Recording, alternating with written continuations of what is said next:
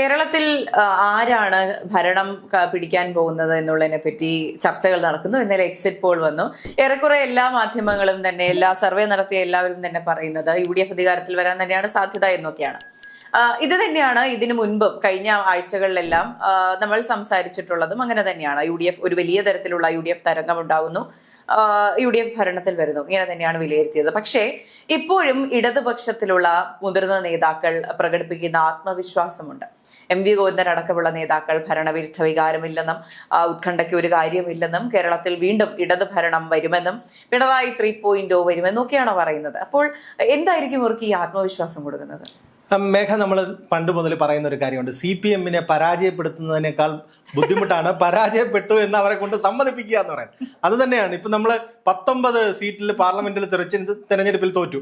എന്നിരുന്നാലും CPM എന്താ പറയുന്നത്? ഞങ്ങളുടെ വോട്ട് ഷെയർ കൂടിയിട്ടുണ്ട്, അതുകൊണ്ട് ജനം ഞങ്ങൾക്കൊപ്പമാണ്. അതുകൊണ്ട് തോൽവിയിലും ന്യായീകരണം കണ്ടെത്താൻ CPM-ന് നന്നായി അറിയാം. അതുകൊണ്ടാണ് പറയുന്നത് തോൽപ്പിക്കുന്നതിനേക്കാൾ ബുദ്ധിമുട്ടാണ് അവർ തോറ്റു എന്ന് CPM-നെ കൊണ്ട് സമ്മതിപ്പിക്കുക എന്നുള്ളത്. അതെ, പഞ്ചായത്ത് തെരഞ്ഞെടുപ്പ് കഴിഞ്ഞ് അവർ പറഞ്ഞ ഏറ്റവും വലിയ ന്യായീകരണം എന്ന് പറയുന്നത് ജില്ലയിലാണ്. ജില്ലാ തലത്തിലുള്ള വോട്ട് നോക്കുമ്പോഴാണ് ഞങ്ങളുടെ പൊളിറ്റിക്കൽ വോട്ടുകൾ ക്രോഡീകരിക്കുന്നത് അവിടെയാണ്.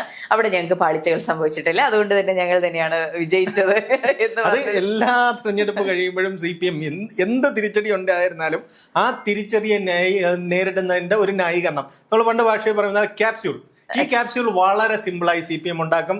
അവരുടെ അണികളിലൂടെ അത് പ്രചരിപ്പിക്കും, അവരുടെ സൈബർ സംഘങ്ങളിലൂടെ അത് പ്രചരിപ്പിക്കും, ആ കാര്യം സത്യമാണെന്ന് പറഞ്ഞ് സ്ഥാപിക്കുകയും ചെയ്യും. അതാണ് CPM-ന്റെ ഒരു രീതി. ആ രീതി തന്നെയാണ് എക്സിറ്റ് പോൾ ഫലങ്ങളിലും പ്രതികരണത്തിലും കാണുന്നത്. നമ്മൾ നോക്കുകയാണെങ്കിൽ പ്രമുഖമായ എല്ലാ ഏജൻസിയും നടത്തിയ എല്ലാ സർവേ ഫലങ്ങളിലും കോൺഗ്രസ് UDF അധികാരത്തിലെത്തുമെന്നാണ് കണ്ടത്. അത് പല സർവേകളും 85 സീറ്റ് വരെ ലഭിക്കും എന്ന് പറയുന്നു. അത്ര കടുത്ത ഒരു UDF മേൽക്കോയ്മയാണ് പ്രവചിക്കുന്നത്. പക്ഷെ അത് സമ്മതിക്കാത്തത് CPM ആണ്. പിന്നെ CPM-ന് പ്രതീക്ഷ നൽകുന്ന ഒരു കാര്യം എന്ന് പറയുന്നത്, നമ്മൾ ഈ സർവേയുടെ എല്ലാം ഫലങ്ങൾ നോക്കിക്കഴിഞ്ഞാൽ ഒട്ടുമുക്കാൽ സർവേകളും 60-ന് മേൽ സീറ്റ് CPM-ന് ലഭിക്കാൻ അല്ലെങ്കിൽ LDF-ന് ലഭിക്കാൻ സാധ്യതയുണ്ട് എന്നുള്ള ഒരു പ്രവചനം നടത്തുന്നുണ്ട്. ഈ പ്രവചനം മുന്നിൽ നിർത്തിയാണ് CPM ഇപ്പോൾ പ്രകടിപ്പിക്കുന്ന ആത്മവിശ്വാസം, ഞങ്ങൾ ജയിക്കും, ഭരണവിരുദ്ധ വികാരമില്ല, പിണറായി പിന്നെ മുന്നോട്ട് വരും എന്ന് പറയുന്നത്. വോട്ടെണ്ണുമ്പോഴാണ്. പക്ഷേ ഓരോ മണ്ഡലങ്ങൾ തിരിച്ചു വന്ന സർവേകളിൽ വളരെ വ്യക്തമായ മേൽക്കൈയാണ് UDF-നുള്ളത്. എന്തുകൊണ്ടാണ് ഈ LDF പിന്നിലോട്ട് പോയെന്നുള്ളതും സർവേ ഫലങ്ങളിൽ വ്യക്തമാണ്. കൃത്യമായ ഭരണവിരുദ്ധ വികാരം തന്നെയാണ് പ്രകടമാകുന്നത്. അല്ലാതെ 85 സീറ്റിലേക്ക് UDF എത്തേണ്ട രാഷ്ട്രീയ സാഹചര്യം അല്ലല്ലോ.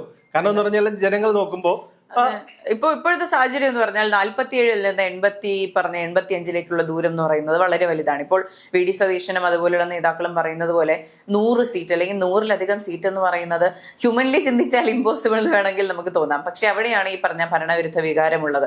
അപ്പോൾ 47-ൽ നിന്ന് 85-ലേക്ക് സുഖകരമായി എത്താനുള്ള സാധ്യത തന്നെയാണ് ഇപ്പോഴും ഉള്ളത്. അത് തന്നെയാണ് ഇപ്പോൾ കഴിഞ്ഞ ദിവസങ്ങളിലെ പ്രവചനങ്ങളിലും അതുപോലെ തന്നെ വിലയിരുത്തലുകൾ, പ്രവചനം എന്നതിനേക്കാൾ കൂടുതൽ വിലയിരുത്തൽ എന്ന് തന്നെ പറയണം, മന്ത്രിമാർ തോൽക്കുന്ന സാഹചര്യമുണ്ട്. ഇപ്പോൾ എല്ലാവരും ചോദിക്കുന്ന കാര്യമാണ്, ഒത്തിരിയേറെ MLA-മാർ മത്സരിക്കുമ്പോൾ എത്ര MLA-മാരാണ് തോൽക്കാൻ സാധ്യതയുള്ളത്? എല്ലാ മണ്ഡലങ്ങളിലും നല്ല വികസനങ്ങൾ നടന്നിട്ടുണ്ട് എന്ന് പറയുന്നു. പക്ഷേ മന്ത്രിമാർ പോലും തോൽക്കുന്ന സാഹചര്യം ഉണ്ടാകുമ്പോൾ ഈ പറഞ്ഞ MLA-മാർക്കെല്ലാം തോൽവി ഉണ്ടാകും. ഈ പറയുന്നത് പ്രവചനമല്ല, ഈ വിലയിരുത്തൽ തന്നെയാണ്. ഓരോ മണ്ഡലം കേന്ദ്രീകരിച്ചും വെറുതെ ഇങ്ങനെ ലോട്ടിട്ട് നോക്കി എടുത്തിട്ടല്ല ഈ പറഞ്ഞ സർവേകൾ നടത്തിയിട്ടുള്ളത്. കൃത്യമായി മണ്ഡലത്തിൽ ഇറങ്ങി വോട്ടർമാരോട് ചോദിച്ച് അവിടുത്തെ കാര്യങ്ങൾ വിലയിരുത്തി തന്നെയാണ് ഈ എക്സിറ്റ് പോളുകളെല്ലാം പുറത്തുവിട്ടിട്ടുള്ളത്. ഇപ്പോൾ നേഷൻ ഫസ്റ്റ് പറയുന്ന അനുസരിച്ചാണെങ്കിൽ 85-ലധികം സീറ്റ് നേടിയാണ് UDF അധികാരത്തിൽ വരാൻ പോകുന്നത് എന്ന് തന്നെ മനസ്സിലാക്കണം. ശരിക്കും പറഞ്ഞാൽ ഈ പറഞ്ഞ ഇടതുപക്ഷത്തിന് പാളിപ്പോയത് പിണറായി 3.0 എന്നുള്ള നറേറ്റീവ് കൊണ്ടുവന്നത് തന്നെയാണ്. അവിടെയാണ് ഈ ഭരണവിരുദ്ധ വികാരം അവർ തന്നെ ഈ പറഞ്ഞതുപോലെ മാർക്കറ്റ് ചെയ്തിട്ടുള്ളത്. അല്ല, ഈ മന്ത്രിമാർ തോൽക്കും എന്ന് പറഞ്ഞു കഴിഞ്ഞാൽ ഈ രണ്ടാം പിണറായി സർക്കാരിലെ മന്ത്രിമാരുടെ പെർഫോമൻസ് മോശമാണ് എന്ന് വിലയിരുത്തിയ CPM തന്നെയാണ്. ഒന്നാം പിണറായി സർക്കാരിന്റെ മന്ത്രിമാരുടെ പെർഫോമൻസിന്റെ അടുത്ത് പോലും രണ്ടാം പിണറായി സർക്കാരിന്റെ മന്ത്രിമാരെത്തിയില്ല. പല മന്ത്രിമാർക്കുമെതിരെ ജനങ്ങൾ തന്നെ പ്രതികരിക്കുന്ന അനുഭവങ്ങളുണ്ട്. കാരണം ഏറ്റവും വലിയ ഉദാഹരണം പറഞ്ഞു തരാം, നമ്മുടെ ആരോഗ്യമന്ത്രി വീണ ജോർജ്. സാധാരണക്കാരായ പാവപ്പെട്ടവരിൽ പാവപ്പെട്ടവർ ചികിത്സയ്ക്ക് എത്തുന്ന സർക്കാർ ആശുപത്രികളിൽ ഡോക്ടറില്ല, മരുന്നില്ല, ശസ്ത്രക്രിയയ്ക്ക് ആവശ്യമായ ഉപകരണങ്ങളില്ല. ഇനി ശസ്ത്രക്രിയ നടന്നാലോ എന്തെങ്കിലും ഉപകരണം വയറ്റിനകത്ത് മറന്നു വയ്ക്കുന്ന അവസ്ഥയാണ്. ഇതാണ് സാധാരണക്കാരന് കിട്ടുന്ന അനുഭവം. ഇവർക്ക് ഇതിന് ഈ സാധാരണക്കാരനോട് എന്താ പറയുന്നത്? ഞങ്ങൾ മുടങ്ങാതെ പെൻഷൻ തന്നു, ഇതിൽ കൂടുതൽ എന്താണ് പറയുന്നത്? ഏത് മേഖലയിലാണ് ജനങ്ങളെ ഒപ്പം നിർത്തി മുന്നോട്ട് കൊണ്ടുപോയതെന്ന് ഇവർക്ക് പറയാൻ പറ്റുന്നില്ല. അതുകൊണ്ടാണ് 9 മന്ത്രിമാർ തോൽക്കും എന്ന് പ്രവചനം ഉണ്ടാക്കുക അല്ലെങ്കിൽ വിലയിരുത്തൽ ഉണ്ടാകുമ്പോഴും അതിന് നറേറ്റീവ്സ് തിരിച്ചു കൊടുക്കാൻ CPM ബുദ്ധിമുട്ടുന്നത് അതുകൊണ്ടാണ്. മന്ത്രിമാരുടെ പെർഫോമൻസ് മോശം എന്ന് പറഞ്ഞത് CPM തന്നെയാണ് വിലയിരുത്തിയത്. അതേ വിലയിരുത്തൽ ജനത്തിനുണ്ടായാൽ ഇവർ തോൽക്കുമെന്നാണ് പറയുന്നത്. അതിനെന്തോ അസ്വാഭാവികതയുള്ളത്? അത് തന്നെയല്ലേ ഈ സർവേകളിലെ എല്ലാം പ്രവചനവും അവരുടെ വിലയിരുത്തലും അത് തന്നെയാണ്. തീർച്ചയായിട്ടും. ഇപ്പോ ഒന്ന് ആലോചിച്ച് നോക്കിയാൽ ഇലക്ഷൻ കഴിഞ്ഞതിന് ശേഷം എന്തെല്ലാം മാറ്റങ്ങളുണ്ടായി? വോട്ടെടുപ്പിന് ശേഷമുള്ള മാറ്റങ്ങൾ. കഴിഞ്ഞ ദിവസം പാലിന്റെ വില 4 രൂപ, ലിറ്ററിന് 4 രൂപ കൂട്ടുമെന്ന് അറിയിച്ചു. അതുപോലെ ലോഡ് ഷെഡിങ്, ഏറ്റവും വലിയ പറ്റിക്കൽ ഉണ്ടായത് അവിടെയാണ്. കറണ്ട് ഇല്ലാത്ത, പവർ കട്ട് ഇല്ലാത്ത 10 കൊല്ലങ്ങൾ എന്ന് പറഞ്ഞ് ഈ പറഞ്ഞ ക്യാമ്പയിൻ നടത്തി തെരഞ്ഞെടുപ്പിനെ നേരിട്ടു. അതിനുശേഷം ഇപ്പോൾ ലോഡ് ഷെഡിങ് ഉണ്ടാവുന്നു. എനിക്ക് തോന്നുന്നു ഈ വോട്ടെടുപ്പിന് ഒരാഴ്ച മുൻപ് ഈ ലോഡ് ഷെഡിങ് ഉണ്ടായിരുന്നെങ്കിൽ VD സതീശൻ പ്രവചിച്ചതുപോലെ 100-ഓ 110-ഓ സീറ്റുകളിലധികം നേടി UDF ഭരണത്തിൽ വന്നേനെ. അവിടെ ഒരു പറ്റിക്കൽ ഉണ്ടായത് കൊണ്ടാണ്. ഈ കഴിഞ്ഞ 10 വർഷങ്ങൾ നടന്ന ഈ പറഞ്ഞ പറ്റിക്കലുകൾ കേരളത്തിലെ ജനതയ്ക്ക് മനസ്സിലായി എന്നുള്ളത് തന്നെയാണ്. അല്ല, ഈ പറ്റിക്കലായിരുന്നു നമ്പർ 1 കേരളം എന്ന് പറയുന്നത് പറ്റിക്കലാണെന്ന് ആരൊക്കെയാണ് വിളിച്ചു പറയുന്നത്? പിണറായി സർക്കാർ ഭരിച്ചിരുന്ന സമയത്ത് ആ ഉദ്യോഗസ്ഥരായിരുന്ന IAS ഉദ്യോഗസ്ഥരാണെന്ന് പറയുന്നത്. ഇപ്പൊ ബിജു പ്രഭാകർ പറയുന്നു നമ്പർ 1 കേരളം എന്ന് പറയുന്ന നറേറ്റീവ് വിഡ്ഢികൾ മാത്രം വിശ്വസിക്കുന്നവരാണെന്ന്. കാരണം CPM അങ്ങനെ ഒരു നറേറ്റീവ് പടച്ചു വിടുകയാണ് ചെയ്തത്. ഏത് മേഖലയിലാണ് നമ്മൾ നമ്പർ 1 ആയത്? ഇരുണ്ട കാലം ഇല്ല എന്ന് പറയുന്നു. ഇലക്ഷൻ കഴിഞ്ഞപ്പോഴേക്കും തൊട്ടടുത്ത് ഒരു പ്രതിസന്ധി ഘട്ടം വന്നപ്പോൾ, അതാണ് നമ്മൾ ഏറ്റവും പറയുന്നത്, ഒരു പ്രതിസന്ധി ഘട്ടം, ഉപഭോഗം കൂടിയപ്പോൾ നമ്മുടെ പ്രതിസന്ധി വന്നു. കാരണം എന്തുകൊണ്ടാണ്? ദീർഘകാലാടിസ്ഥാനത്തിൽ പദ്ധതികൾ രൂപീകരിച്ചില്ല. നമ്മൾ ഈ വരാൻ പോകുന്ന ഉഷ്ണകാലത്ത് ഉപഭോഗം കൂടുമെന്നും അത് പരിഹരിക്കാൻ ആവശ്യമായ നടപടികൾ സ്വീകരിക്കുന്നതിൽ നമ്മുടെ വൈദ്യുത മന്ത്രിയും വൈദ്യുത വകുപ്പും KSEBയും പരാജയപ്പെട്ടു. അതിന്റെ ദുരിതം അനുഭവിക്കുന്ന ആരാണ്? സാധാരണ ജനങ്ങളാണ്. ഇവരാരും അല്ലല്ലോ അനുഭവിക്കുന്നത്. മുഖ്യമന്ത്രിയോ മന്ത്രിമാരോ നേതാക്കളോ അല്ല അനുഭവിക്കുന്നത്, സാധാരണക്കാരായ ജനങ്ങളാണ് അനുഭവിക്കുന്നത്.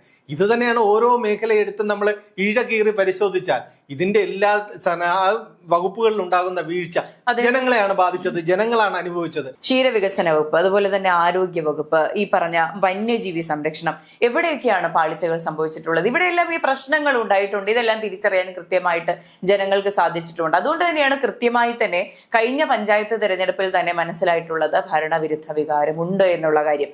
അത് പലപ്പോഴും പറഞ്ഞപ്പോഴും എല്ലാ ഇടതുപക്ഷ നേതാക്കളും പറഞ്ഞത് ഭരണവിരുദ്ധ വികാരം ഇല്ല എന്ന് തന്നെയാണ്. അന്ന് മുതൽ പറയുന്ന, കഴിഞ്ഞ 6 മാസങ്ങളോളമായി പറയുന്ന കാര്യം തന്നെയാണ് ഇപ്പോഴും പറയാനുള്ളത്.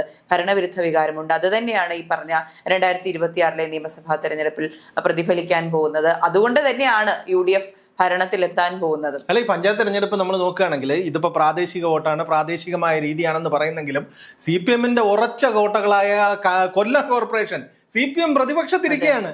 അതുപോലെ തന്നെ കോഴിക്കോട് കഷ്ടിച്ചാണ് ഭരണം നിലനിർത്തുന്നത്. കോഴിക്കോടൊക്കെ നോക്കുകയാണെങ്കിൽ MLA മുഴുവൻ LDFന്റെയാണ്. അതിൽ നിന്നെല്ലാം ഉണ്ടാകുന്ന ഒരു മാറ്റമുണ്ട്. ആ മാറ്റം എന്ന് പറഞ്ഞാൽ ജനങ്ങൾ മാറി ചിന്തിക്കുന്നതിന്റെ ഒരു മാറ്റമാണ്. അതുകൊണ്ടാണ് സർവേ ഫലങ്ങളെല്ലാം, എല്ലാ സർവേ ഫലങ്ങളിലും UDFന് 78 മുതൽ 85 വരെ, 78 മുതൽ 85 വരെ എന്ന് പറയുന്നത്. ഈ 47-ൽ നിന്ന് 85-ലേക്ക് UDF എത്തുകയാണ്. അതിന് ഒരിക്കൽ നമ്മൾ എന്തൊക്കെ പറഞ്ഞാലും ഏറ്റവും അനുകൂല രാഷ്ട്രീയ സാഹചര്യത്തിലല്ല ഈ മാറ്റം വരുന്നത്. ആ അനുകൂല രാഷ്ട്രീയ സാഹചര്യം ഉണ്ടാക്കി ഭരണവിരുദ്ധ വികാരം കൃത്യമായി അത് മുതലാക്കാൻ VD സതീശനും പ്രതിപക്ഷത്തിനും കഴിഞ്ഞതുകൊണ്ടാണ് ഈ ഒരു വിലയിരുത്തലുണ്ടാകും. CPMന് പ്രതീക്ഷ ഇപ്പോഴും അതാണ്. 60 സീറ്റിന് മേൽ പ്രവചനമുണ്ട്. ചില മികച്ച MLAമാരുണ്ട്. MLAമാരുടെ പ്രകടനം ജനം വിലയിരുത്തി ഒപ്പം നിന്നാൽ ചെറിയ മാറ്റം ഉണ്ടാവാം. ഈ മാറ്റത്തിന്റെ പേരിലാണ് ഇപ്പോഴും ഈ പറയുന്ന ഈ ഭരണവിരുദ്ധ വികാരം മാറില്ല, പിണറായി തന്നെ ഭരിക്കും, നമ്മുടെ സർക്കാരിനെതിരെ ഭരണവിരുദ്ധ വികാരമില്ല എന്ന് പറയുന്ന ഏക ആത്മവിശ്വാസം ഇതാണ്. ഇത് മെയ് 4-ന് വോട്ടെണ്ണുമ്പോൾ ഈ ആത്മവിശ്വാസം എങ്ങോട്ട് പോകുന്നുള്ളത് മാത്രം അറിഞ്ഞാൽ മതി.